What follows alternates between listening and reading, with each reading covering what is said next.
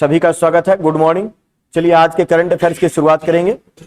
बेहद महत्वपूर्ण current affairs होगा, आप इसको लिखिए और अपने नोट्स बनाइए।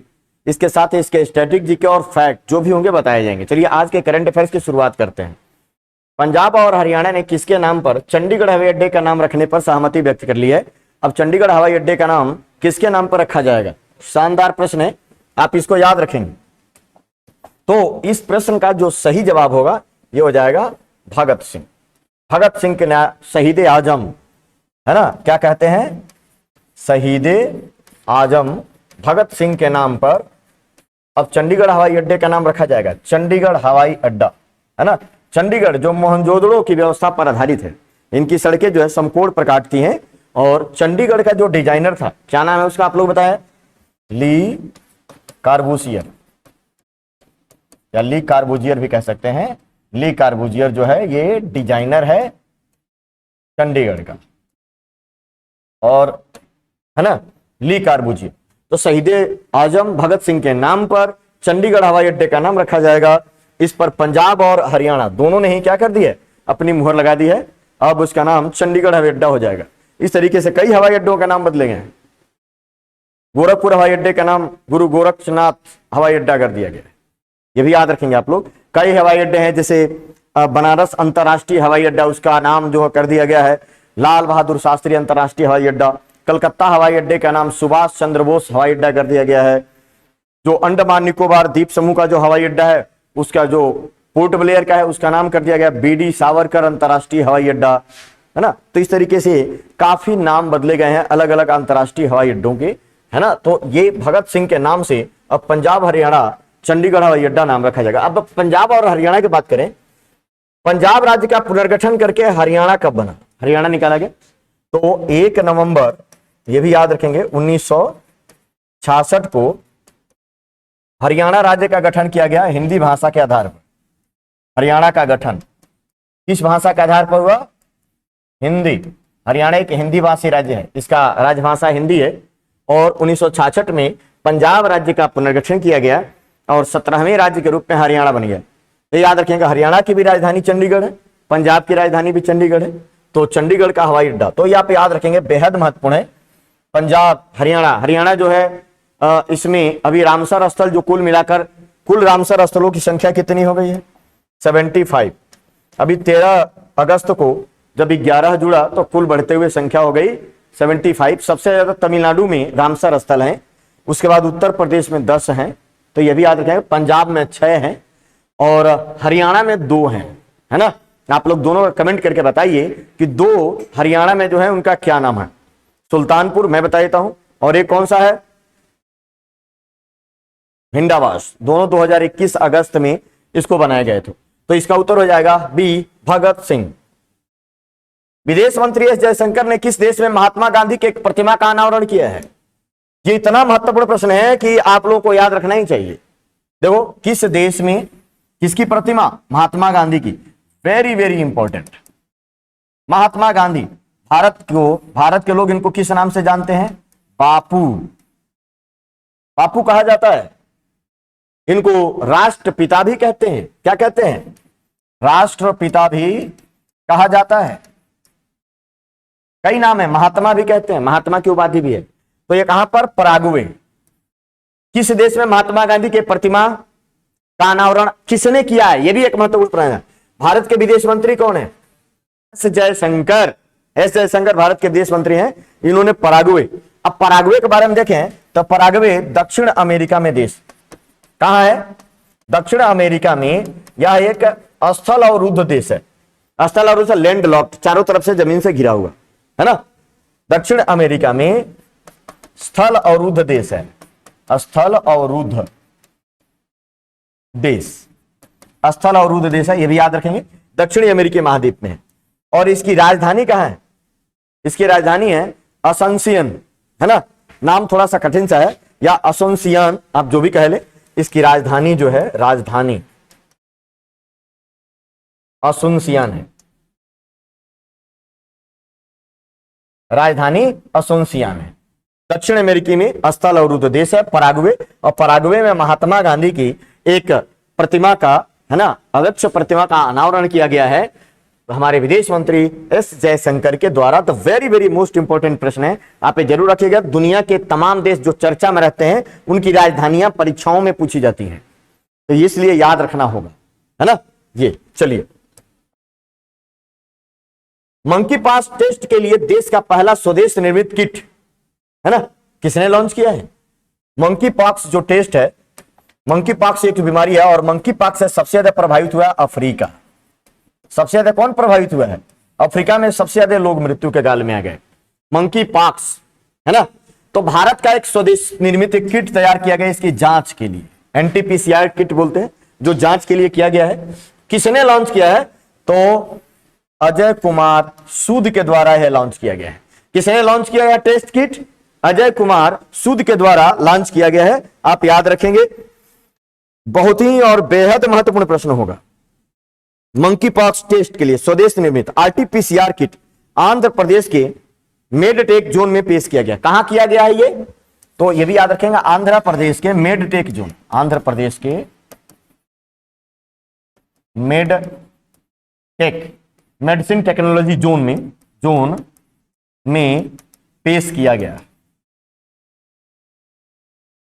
तो स्वदेश निर्मित किट है और बहुत ही महत्वपूर्ण प्रश्न है, आप जरूर इसको याद रखिएगा। अब अजय कुमार सूद हैं कौन? अजय कुमार सूद क्या हैं? तो केंद्र सरकार के प्रधान वैज्ञानिक सलाहकार, केंद्र सरकार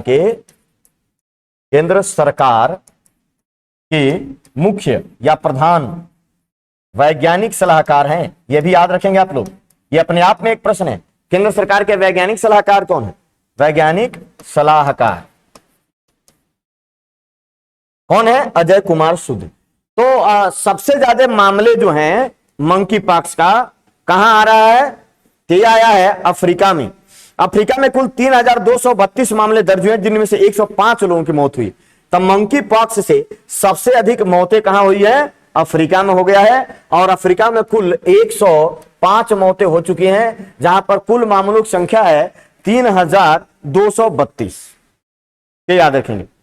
और धीरे धीरे करके मंकी पॉक्स बढ़ रहा है ना, यह भी याद रखेंगे। अजय कुमार सूद केंद्र सरकार के मुख्य वैज्ञानिक सलाहकार, और यह किट लॉन्च किया गया आंध्र प्रदेश के मेडटेक सिटी में। तो ये सारी बातें याद रखेंगे। किस राज्य के मुख्यमंत्री ने विद्यारथ स्कूल ऑन व्हील परियोजना शुरू की है? बहुत ही शानदार प्रश्न है, परीक्षा में आने वाला। क्या विद्यारथ स्कूल ऑन व्हील परियोजना शुरू की है? तो यह शुरू की है असम के मुख्यमंत्री। किसने? असम के मुख्यमंत्री। और असम के मुख्यमंत्री का नाम क्या है? हेमंत बिस्वा शर्मा। है ना, ये असम के मुख्यमंत्री हैं हेमंत बिस्वा शर्मा, याद रखना है हम। इन्होंने विद्यारथ स्कूल ऑन व्हील परियोजना शुरू की है। क्या मतलब है इस परियोजना का, क्यों शुरू किया गया है? तो मुख्यमंत्री हेमंत बिस्वा शर्मा ने यह परियोजना शुरू की, जिसका उद्देश्य समाज के आर्थिक रूप से अक्षम बच्चों को प्रारंभिक शिक्षा प्रदान करना। समाज के अक्षम बच्चों को, समाज के अक्षम बच्चों को जो आर्थिक रूप से कमजोर हैं,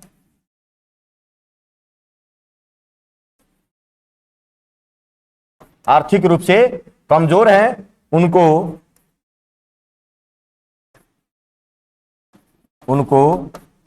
शिक्षा देना। तो एक तरीके से यह शिक्षा व्यवस्था के लिए किया गया, यही उसका उद्देश्य है। ये इसका क्या है? उद्देश्य है, आप याद रखेंगे। या इसका क्या है? उद्देश्य है। और उद्देश्य शिक्षा व्यवस्था को बढ़ावा देने और उसकी मजबूती के लिए किया गया है ना, आध्यात्मिक रूप से सशक्त बनाने, और इसके लिए किया गया है। विद्यारथ स्कूल ऑन व्हील कथित तौर पर 10 महीने के लिए वंचित बच्चों को प्राथमिक शिक्षा तक पहुंच प्रदान करेगा। 10 महीने बाद बच्चों को पारंपरिक शिक्षा प्रणाली से जोड़ा जाएगा। परियोजना के तहत बच्चों के यूनिफॉर्म और पाठ्य पुस्तकें और मुफ्त भोजन भी उपलब्ध कराया जाएगा। ये भी याद रखेंगे। अगर हम बात करें असम की, असम की राजधानी कहां है? तो असम की जो राजधानी है वो दिसपुर है। मुख्यमंत्री कौन है? लिखा है हेमंत बिस्वा शर्मा। और असम के राज्यपाल कौन है? जगदीश मुखी। असम के राज्यपाल कौन है? असम के राज्यपाल जगदीश मुखी हैं। जगदीश मुखी। असम में मानस राष्ट्रीय उद्यान है, काजीरंगा नेशनल पार्क है, ओरांग नेशनल पार्क है ना। तो ये नेशनल पार्क वहां बड़ा ही फेमस है, इनको याद रखिएगा। काजीरंगा ब्रह्मपुत्र नदी किनारे है, मानस मानस नदी किनारे है, ओरांग भी है। तो ये इस तरीके से ध्यान रखिएगा। असम, असम को पूर्वोत्तर का द्वार बोला जाता है। क्या बोला जाता है? असम को पूर्वोत्तर का द्वार कहा जाता है। यहां मैं लिख दे रहा हूं, असम को पूर्वोत्तर का द्वार, ध्यान रखेंगे, द्वार कहा जाता है। चाय उत्पादन में प्रसिद्ध इनका जो है उत्पादन आता है, पहाड़ियों पर चाय का उत्पादन होता है। और असम में ही मिकिर की पहाड़ियां हैं। कौन सी पहाड़ियां हैं? मिकिर, जो पूर्वोत्तर की पहाड़ियां हैं, मिकिर की पहाड़ियां हैं। तो बेहद महत्वपूर्ण प्रश्न है ये, सारी आप लोगों को याद रखना होगा। अगले प्रश्न पर आइए। विश्व जल सप्ताह कब से कब तक आयोजित किया जाएगा? विश्व जल सप्ताह कब से कब तक आयोजित किया जाएगा? शानदार, एक एक प्रश्न मूल्यवान है, एक एक प्रश्न जो है मूल्यवान है। यह किया जाएगा, अब इसका उत्तर हो जाएगा बी, 23 अगस्त से लेकर 1 सितंबर तक। बी उत्तर, 23 अगस्त से 1 सितंबर तक क्या मनाया जाएगा? विश्व जल सप्ताह मनाया जाएगा। आपको याद रखना है, और यह याद रखना है, बहुत ही महत्वपूर्ण है, वेरी वेरी इंपॉर्टेंट, अति महत्वपूर्ण। आप लोगों को याद रखना होगा इसको, अति महत्वपूर्ण है विश्व जल सप्ताह। यह किसके द्वारा किया जाता है? तो 1991 से स्टॉकहोम अंतरराष्ट्रीय जल संस्थान द्वारा, 1991 से स्टॉकहोम अंतरराष्ट्रीय जल संस्थान द्वारा, जल संस्थान द्वारा आयोजित किया जाता है। यह बात भी याद रखेंगे। स्टॉकहोम वाटर प्राइज भी दिया जाता है। क्या दिया जाता है? स्टॉकहोम वाटर प्राइज भी दिया जाता है। इस बार 23 अगस्त से 1 सितंबर के बीच मनाया जा रहा है विश्व जल सप्ताह। विश्व जल सप्ताह की थीम क्या है? Sing the unseen the value of water. इसका जो है थीम जरूर लिखेंगे, विषय, विषय या इसको बोलते हैं थीम, विषय, इसको, इस विषय को जरूर लिखेंगे। विषय है sing the unseen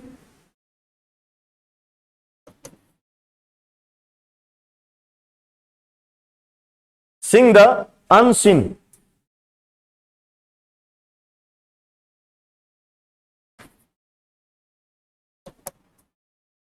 the value of water, the value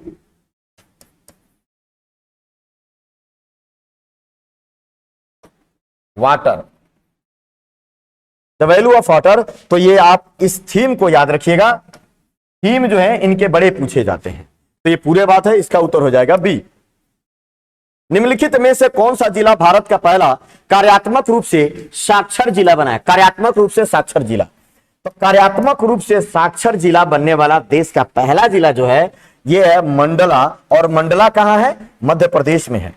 आप याद रखिएगा, मंडला मध्य प्रदेश में कार्यात्मक रूप से साक्षर जिला। इसको क्या बोलते हैं? मतलब ऐसा साक्षरता जहां के लगभग मोस्टली लोग कोई ना कोई काम अवश्य जानते हैं, इसी को बोला जा रहा है क्या? कार्यात्मक रूप से साक्षर जिला। मोस्ट इंपॉर्टेंट प्रश्न है, आप याद रखिएगा। यह आदिवासी बहुल जिला है। मंडला जिला जो है आदिवासी बहुल जिला है, आदिवासी बहुल जिला, आदिवासी बहुल जिला है मंडला, है ना, मध्य प्रदेश में है। आपको ये याद रखना है। मंडला जिले में साक्षरता दर 68% थी। हालांकि 2020 में 2011 की जनगणना के अनुसार 68% साक्षरता था यहां पर। साल 2020 में प्रकाशित रिपोर्ट से पता चला कि जिले में 2.25 लाख से अधिक लोग निरक्षर थे, जिनमें से अधिकांश आदिवासी लोग थे, है ना, और ये अधिकतर वन क्षेत्रों में रहते हैं। तो यहां पर 2020 में एक बड़ा अभियान शुरू किया गया और इस अभियान के तहत यहाँ के सामाजिक कार्यकर्ताओं, महिलाओं, बाल विकास से जोड़ा गया और स्वतंत्रता दिवस 2020 पर बड़ा अभियान शुरू किया गया था, जिसके तहत साक्षर बनाने में बड़ा अहम योगदान है। तो ये बात ध्यान रखिएगा, मंडला मध्य प्रदेश का जिला जो कार्यात्मक रूप से साक्षर बना हुआ है। 17वां प्रवासी भारतीय दिवस 2023। देखिए 17वां प्रवासी भारतीय दिवस 2023 का आयोजन कहां किया जाएगा? तो भारत का सबसे स्वच्छ शहर जो पिछले कई बार से स्वच्छ शहरों के रूप में 1 नंबर पर आ रहा, वहां किया जाएगा। और इसका क्या उत्तर हो जाएगा? ए, इंदौर भारत का सबसे स्वच्छ शहर है। और ये कहां पर है? मध्य प्रदेश में है। मध्य प्रदेश में, तो मध्य प्रदेश में है। और सबसे स्वच्छ शहर 17वां प्रवासी दिवस मनाया जाएगा इंदौर में। अब देखिए अगर हम बात करें कि प्रवासी दिवस क्या है, तो ये जो प्रवासी दिवस मनाया जाता है प्रत्येक 2 वर्ष पर। कब मनाया जाता है? प्रत्येक 2 वर्ष पर। पिछला मनाया गया था 2021 में, अब मनाया जा रहा है इंदौर में। तो 2 वर्ष में मनाया जाता है, 2 वर्ष पर।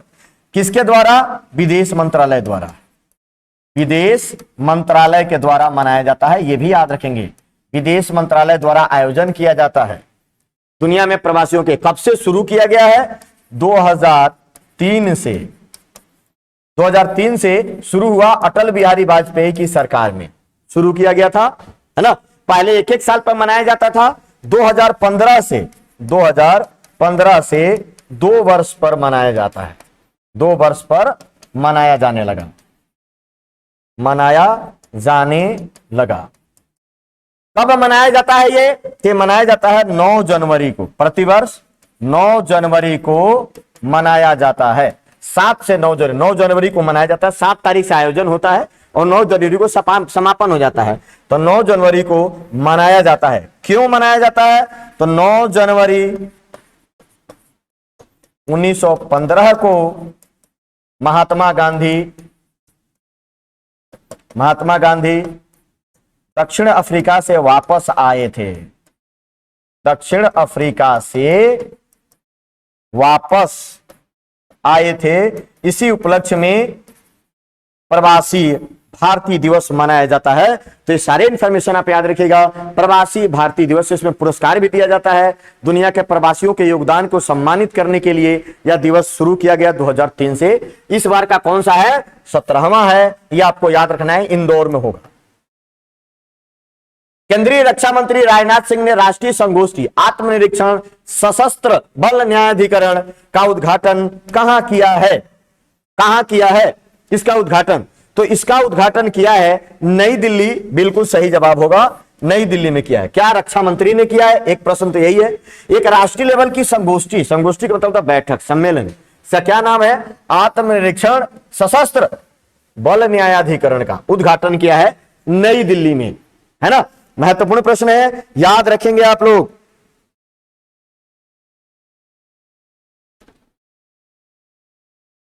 सशस्त्र बल न्यायाधिकरण बार एसोसिएशन द्वारा आयोजित आत्मनिरीक्षण सशस्त्र बल न्यायाधिकरण पर राष्ट्रीय संगोष्ठी का उद्घाटन।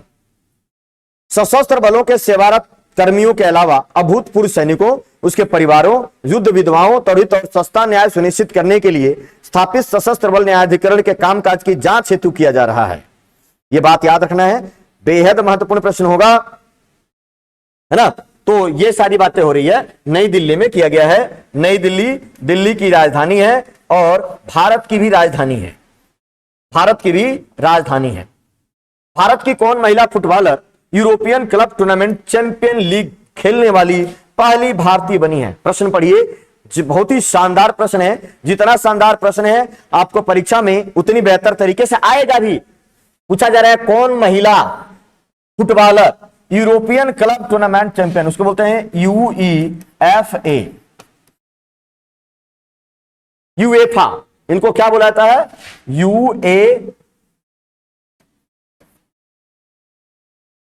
यूएफा, है ना, में खेलने वाली पहली महिला बनी है। इसका उत्तर हो जाएगा मनीषा कल्याण। होशियारपुर पंजाब से है। कहां से है? होशियारपुर पंजाब से है। और यूरोपियन जो है ना क्लब टूर्नामेंट में खेलने वाली पहली भारतीय महिला बनी है मनीषा कल्याण। याद रखिएगा, बेहद महत्वपूर्ण प्रश्न है। इनको ये जो है 2020 में इनको फुटबॉल के क्षेत्र में emerging player of the year का खिताब भी दिया गया था मनीषा कल्याण को। तो ये एक बड़ा ही महत्वपूर्ण प्रश्न है, अपने आप में एक ऑनर है यूरोपियन क्लब में खेलना, है ना। तो इसका उत्तर हो जाएगा Manisha Kalyan, the very very most important.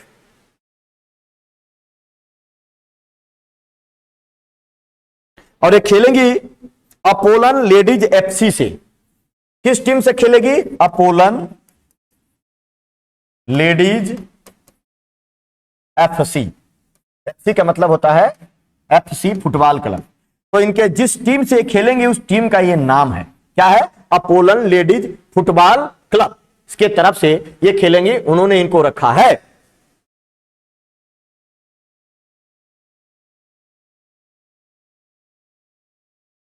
तो भारत के लिए बहुत ही ये युवा स्ट्राइकर है। ये फुटबॉल में किस प्रकार के है? ये युवा स्ट्राइकर, ये एक युवा स्ट्राइकर है फुटबॉल में, है ना। फुटबॉल के और खिलाड़ी जो है, ये देखो इसमें लिखा है ओइनम बेम्बेम देवी, ये भी भारत की शानदार फुटबॉलर है ना। तो इनका नाम याद रखेंगे। भारतीय रेलवे की सबसे लंबी मालगाड़ी ट्रेन कौन बनी है? भारतीय रेलवे की सबसे लंबी मालगाड़ी ट्रेन कौन बनी है? तो इस प्रश्न का उत्तर हो जाएगा सुपर वासुकी। क्या उत्तर हो जाएगा? सुपर वासुकी। सी बिल्कुल सही जवाब होगा, सुपर वासुकी। पहले वासुकी थी, अभी जो है भारतीय आजादी के 75वें वर्षगांठ पर 75वें वर्षगांठ पर इसको चलाया गया है, इसको चलाया गया है। अगर इस ट्रेन की लंबाई के बारे में अगर हम बात करें तो इसमें 295 डिब्बे हैं। मतलब कि सामान्य तौर पर 5 रेलगाड़ियों के बराबर है ना। 295 डिब्बे हैं और लंबाई इसकी कितनी है? लंबाई 3.5 किलोमीटर। 3.5 किलोमीटर लंबी रेलगाड़ी है और 17,000 है ना, जो है 295 डिब्बों वाली 3.5 किलोमीटर लंबी सुपर वासुकी मालगाड़ी 15 अगस्त को छत्तीसगढ़ के कोरबा से नागपुर के लिए चली थी। छत्तीसगढ़ के कोरबा 15 अगस्त को कहां से कहां चली, ये बात भी हम देखेंगे। 15 अगस्त को यह भी पूछा जाए कहां से कहां चली। 15 अगस्त को छत्तीसगढ़ के कोरबा, छत्तीसगढ़ में कोरबा एक कोयला क्षेत्र है, कोरबा से नागपुर कहां है? महाराष्ट्र में। नागपुर के राजानंदगांव, नागपुर के कहां? नागपुर के राजनांदगांव के बीच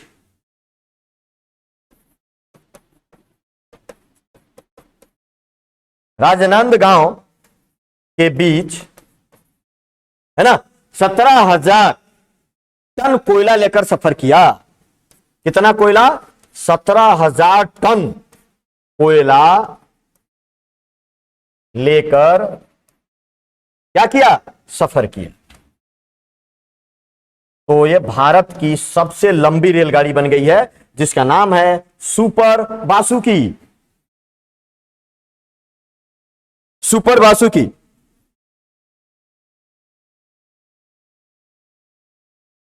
और इसका परिचालन किसके द्वारा किया गया? South eastern central railway. परिचालन किसने किया भाई? परिचालन है ना, यहां पे लिख देता हूं परिचालन, ये भी याद रखिएगा। साउथ ईस्टर्न, ये भी प्रश्न बन जाएगा। Central railway, south eastern central railway द्वारा इसका परिचालन किया गया। इसको हम शॉर्ट में कहें तो south eastern central railway, SECR, ये जोन के द्वारा किया गया। नासा किस वर्ष तक अपने आर्टेमिस प्रोग्राम के तहत चंद्रमा पर अपने अंतरिक्ष यात्री भेजने की तैयारी कर रहा है? देखो ये प्रश्न जरूर आएगा, है ना। आर्टेमिस मिशन, पहले तो ध्यान रखना, आर्टेमिस प्रोग्राम या आर्टेमिस मिशन किसके द्वारा चलाया गया है? नासा के द्वारा, है ना। किसके द्वारा? नासा के द्वारा चलाया गया है। अपने आप में एक प्रश्न बनेगा, ऐसे प्रश्न पूछे जाते हैं। दूसरी बात, यह आर्टेमिस मिशन किसके लिए है? तो चंद्रमा पर अंतरिक्ष यात्री भेजने के लिए। आर्टेमिस प्रोग्राम में क्या होगा? चंद्रमा पर अंतरिक्ष यात्री भेजे जाएंगे। और नासा कब तक अंतरिक्ष यात्री भेजने का जो अपना योजना तैयार भेज रहा है? 2024 तक। कब से कर रहा है? 2024 तक। तो इससे यही प्रश्न बनेंगे कि नासा 2024 तक चंद्रमा पर अंतरिक्ष यात्री भेजने का जो अपना एक प्रोग्राम लॉन्च किया है, जिसको क्या बोला रहा है? Artemis mission. आर्टेमिस 3 भी लॉन्च किया जाएगा 2025 में, आर्टेमिस 3, लेकिन अभी आर्टेमिस 2024 में जाएगा। नासा का पहली बार जो है अपोलो 11 यान के द्वारा 1969 में नील आर्मस्ट्रांग को चंद्रमा पर भेजा था। कब? अपोलो, अब ध्यान रखेंगे, अपोलो 11 यान के द्वारा, है ना, अपोलो 11 यान के द्वारा कब जो है मानव चंद्रमा पर पहुंचा था? कब जो है मानव चंद्रमा पर पहुंचा था? अपोलो 11 यान के द्वारा 1969 में। कब पहुंचा था? 1969 ईस्वी में। और कौन पहुंचा था? Neil Armstrong.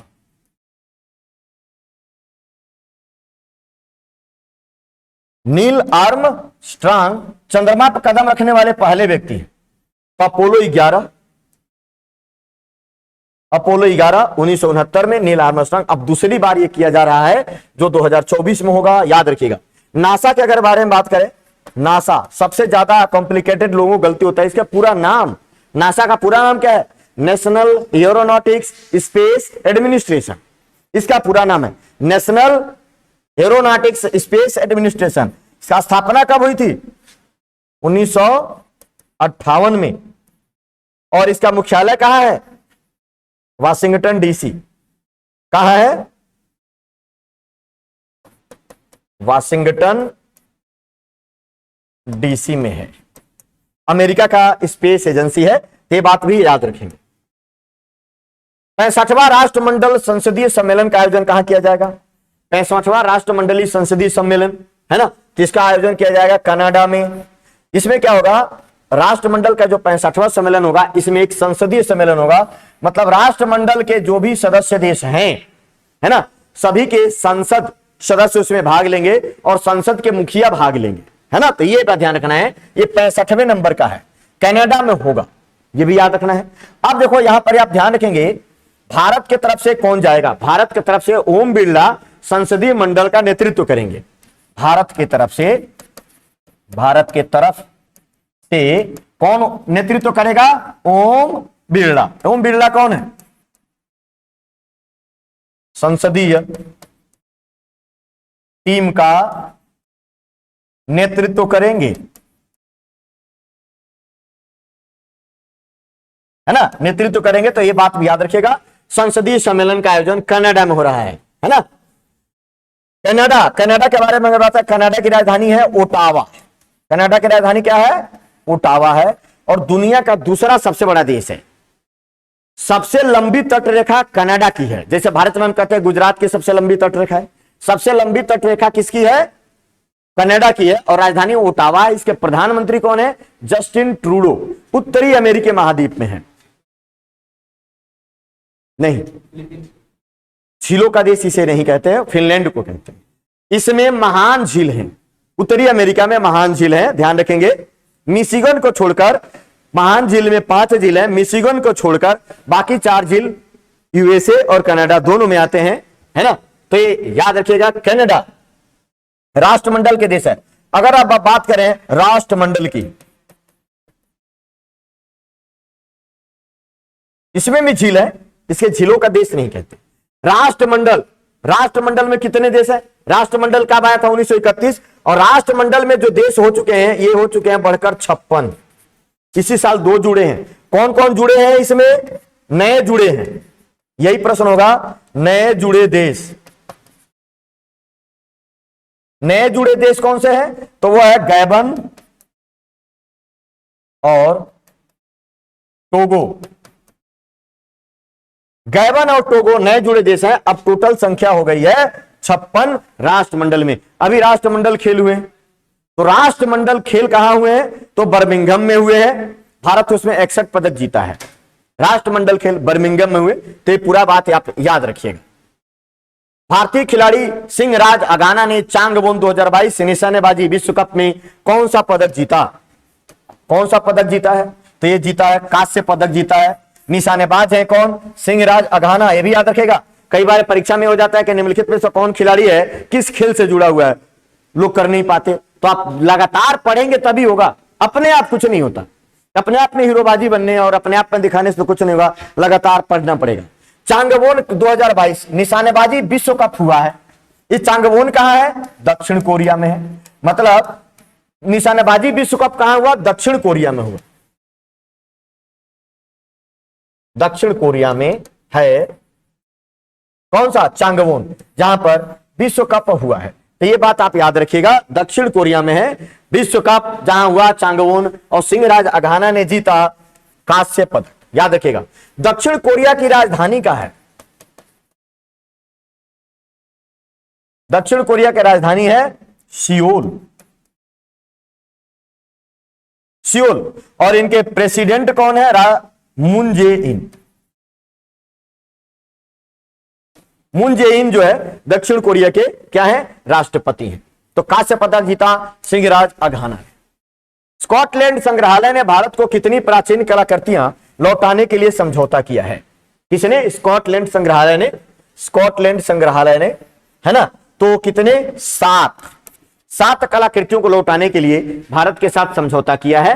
प्राचीन कलाकृतियां हैं जो उनके संग्रहालय में किसी तरीके से लोगों ने चुरा के बेच दिया, चाहे यहां से आए गए लगे, किसी तरीके से वहां पहुंच गया, तो 7 कलाकृतियों को लौटाएंगे स्कॉटलैंड के द्वारा, है ना। तो ये आप याद रखिएगा, बेहद महत्वपूर्ण है। इस तरीके से जो प्रश्न होते हैं काफी ज्यादा महत्वपूर्ण हुआ करते हैं। स्कॉटलैंड की राजधानी है ग्लासगो। कौन सी है? ग्लासगो जो है, इसका सबसे बड़ा शहर भी है ना, ग्लासगो, स्कॉटलैंड का। तो संग्रहालय में 7 कलाकृतियों जो प्राचीन हैं उनको लौटाने के लिए यह समझौता किया गया है, आप याद रखिएगा। अगर हम बात करें तो पिछले जो है ऑस्ट्रेलिया ने 29 कलाकृतियां भारत को लौटाई। ऑस्ट्रेलिया ने पिछले कुछ वर्षों में, ऑस्ट्रेलिया याद रखिएगा, ऑस्ट्रेलिया ने 29 कलाकृतियां लौटाई हैं। कलाकृतियां लौटाई हैं। तो ऑस्ट्रेलिया के द्वारा भी 29 कलाकृतियां जो भारत की प्राचीन धरोहर थी लौटाई गई हैं। अगर हम बात करें तो पुरातत्व सर्वेक्षण विभाग के मुताबिक 2014 से अब तक 228 कलाकृतियां भारत को वापस हुई हैं। भारतीय पुरातत्व सर्वेक्षण के अनुसार 2014 से एएसआई करते हैं, है ना, ASI archaeological survey of India, पुरातत्व विभाग आर्कियोलॉजिकल सर्वे ऑफ इंडिया के द्वारा, इनके द्वारा बताया गया है कि 2014 से अब तक 228 कलाकृतियां लौटाई जा चुकी हैं। लौटाई जा चुकी हैं जो भारत से बाहर गई थी, और अब वो लौटाई जाए, जिसमें बहुत सारे मूर्ति हैं, देवी देवताओं की मूर्तियां हैं, तो इसमें लौटाई गई हैं। तो ये बात याद रखिएगा। तो अभी स्कॉटलैंड संग्रहालय ने 7 कलाकृतियों को वापस किया है। हाल ही में किस कंपनी को Asia's best employer brand award से सम्मानित किया गया है? किसको?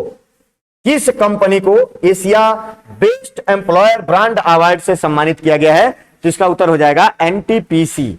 एनटीपीसी, एनटीपीसी का पूरा नाम क्या है? National thermal power corporation, Rashtriya Tap Vidyut Nigam. NTPC, national thermal power corporation, इसको एशिया का best employer brand, best employer brand से क्या किया गया है? सम्मानित किया गया है। यह बात याद रखिएगा, बेहद महत्वपूर्ण प्रश्न है। एशिया का बेस्ट ब्रांड, सर्वश्रेष्ठ नियोक्ता इसको बोलते हैं। एशिया के सर्वश्रेष्ठ नियोक्ता ब्रांड 2022 के पुरस्कार से सम्मानित किया गया नेशनल थर्मल पावर कॉर्पोरेशन, है ना। अगर बात करें इसकी स्थापना, तो एनटीपीसी की जो स्थापना हुई थी, स्थापना ये भी याद रखिएगा, स्थापना जो हुई थी 1975 में, है ना। 1975 में इसकी जो स्थापना हुई थी, और इसके जो हेड हैं, इसके जो अध्यक्ष हैं, उनका नाम है गुरदीप सिंह, सीईओ भी हैं। अध्यक्ष और सीईओ, एमडी और सीईओ सब यही हैं, अध्यक्ष और सीईओ। तो ये है गुरदीप सिंह। अगर बात करें एनटीपीसी का जो मुख्यालय कहां है, तो एनटीपीसी का जो मुख्यालय है नई दिल्ली में है। नई दिल्ली में है। तो ये बात याद रखिएगा, बेहद महत्वपूर्ण है। 1975 में स्थापित हुआ, एशियाज बेस्ट एम्प्लॉयर ब्रांड के रूप में इसको क्या किया गया है, पुरस्कार से सम्मानित किया गया है। तो ये सारी बातें याद रखिएगा, महारत्न कंपनियों में शामिल है। और कुल भारत में महारत्न कंपनियां, मैं एक बार ये भी बता देता हूं, महारत्न कंपनी जो उनकी संख्या है वो भारत में 11, भारत में 11 महारत्न कंपनियां हैं। और जितने का नाम देख रहे हैं आप लोग, ये सभी महारत्न कंपनियां हैं। तो कल फिर मिलेंगे इसी तरीके के प्रश्नों के साथ। आप पढ़िए, लिखिए और सारे फैक्ट लिखिए, इसके जो भी स्टैटिक जीके हैं वो लिखिए। चलिए कल फिर मिलेंगे, तब तक के लिए जय हिंद, जय भारत।